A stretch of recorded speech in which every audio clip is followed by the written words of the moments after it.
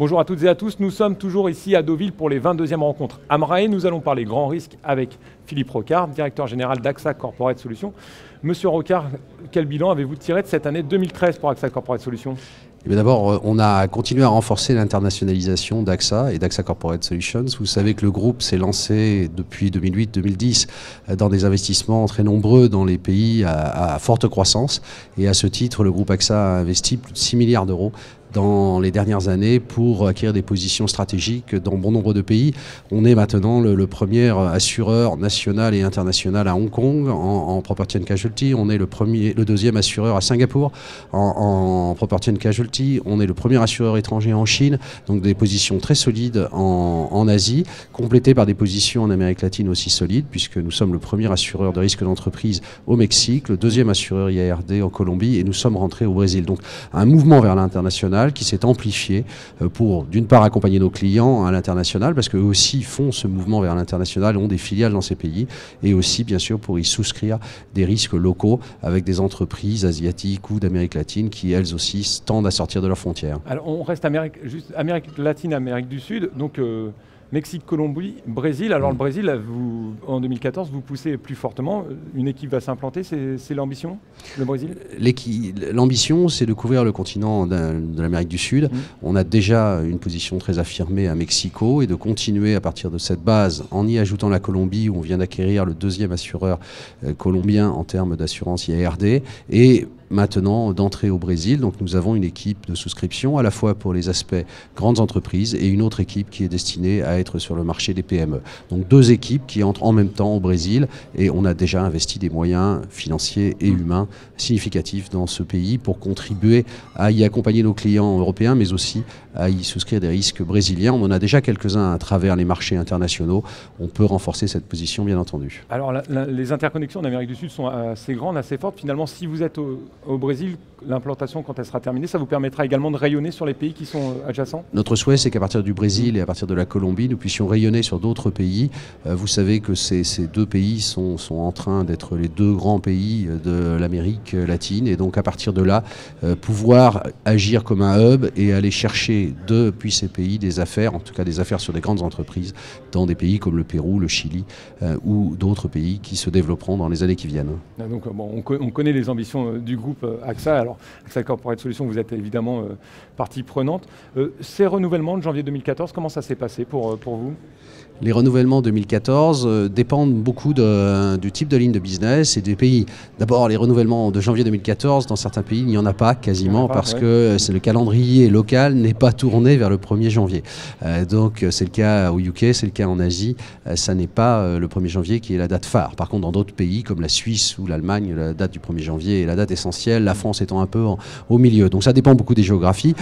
Les lignes de business aussi, il y a des lignes de business qui connaissent des fortes augmentations des coûts moyens des sinistres, et je pense notamment à la ligne de business auto, flotte auto, qui connaît sur les corporels, et c'est l'essentiel de ce que nous assurons pour les grandes entreprises, les corporels, de fortes augmentations des coûts de corporels. Il y a plusieurs raisons à cela, notamment le fait que les rentes qui auparavant étaient indexées par un fonds de l'État ne le sont plus, et d'autre part le fait que les cours d'appel ont initié un référentiel unique qui contribue à faire augmenter le coût d'indemnisation des corporels. Donc clairement, sur cette ligne de business, il y a une pression à la hausse des prix qui s'est observée au 1er janvier 2014 dans la campagne de début d'année. Juste pour rappeler, parce que vous avez raison, tous les calendriers ne sont pas adaptés au 1er janvier. Ça représente à peu près quelle part du portefeuille pour vous le janvier ?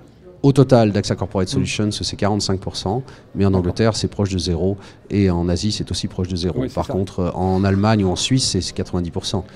Et justement, ce côté international, ça vous permet de désensibiliser un petit peu la période de renouvellement qui est axée sur le début d'année civile ?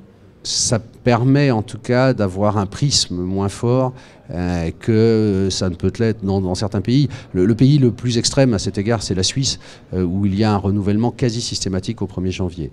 Donc une fois que le 1er janvier est passé, on peut commencer à préparer le 1er janvier de l'année suivante. Donc ça n'est pas forcément dans le rythme d'une entreprise parfaitement maîtrisable que ce type de flux. Et donc le fait d'être internationaux et d'avoir à peu près tous les types d'échéances, et d'avoir d'autres échéances fortes, notamment le 1er avril, le 1er juillet ou le 1er octobre, ce sont des éléments qui contribuent à stabiliser et le travail et à faire en sorte que nos équipes internationales puissent travailler ensemble, puisque l'Espagne, l'Italie vont aider la Suisse à certains moments et réciproquement la Suisse va aider à d'autres moments. Donc là on fait fonctionner nos experts en réseau de manière à ce qu'ils puissent accompagner nos clients du mieux possible en fonction aussi du calendrier.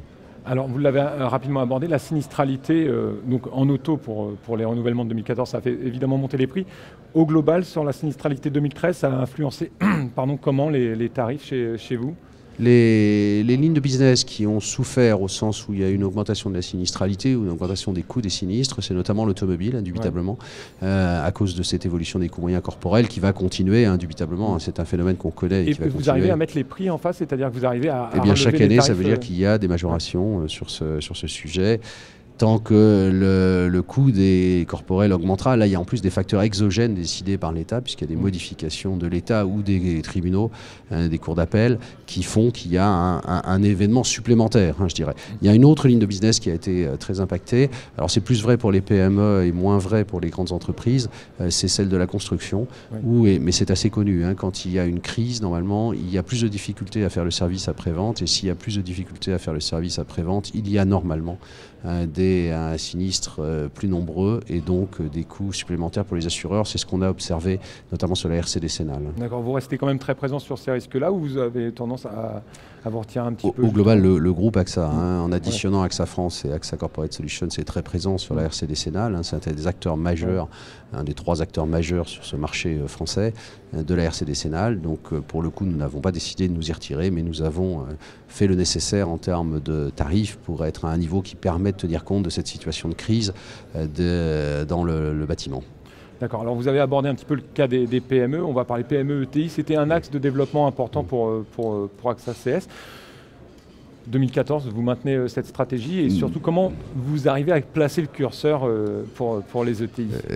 Il y a plusieurs questions dans votre question. La première, c'est oui, on garde la stratégie. Elle a été d'ailleurs efficace en 2012, elle a été efficace en 2013, puisque une partie de notre croissance, environ un tiers, est liée à notre mouvement vers ces entreprises qui ont une taille plus réduite que les très grands jumbo européens auxquels on pense, où il y a 50 milliards d'euros de chiffre d'affaires, 100, 200 000 employés. Clairement, le segment d'1 milliard, aux alentours d'1 milliard d'euros, est un segment qui a d'autres besoins, mais pour lesquels AXA Corporate Solutions peut apporter son expertise et ses réseaux. Qu'est-ce qui fait vraiment la nature d'une entreprise ETI qui peut avoir besoin d'une entreprise comme AXA Corporate Solutions? C'est la dimension internationale.